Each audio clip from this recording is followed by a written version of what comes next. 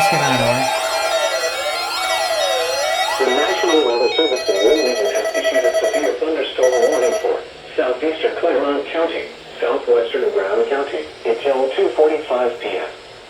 At 2:13 p.m., a severe thunderstorm was located over Bethel, moving southeast at 25 miles an hour.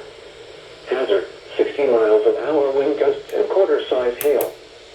Source, radar indicated.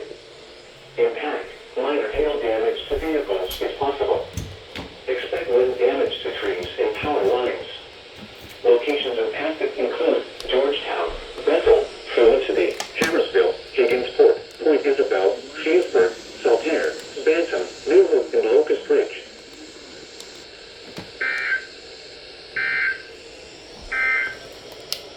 You're listening to NOAA Weather. All hazards. Oh, that came out of nowhere.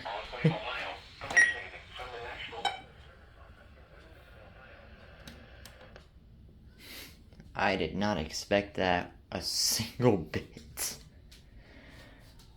Okay.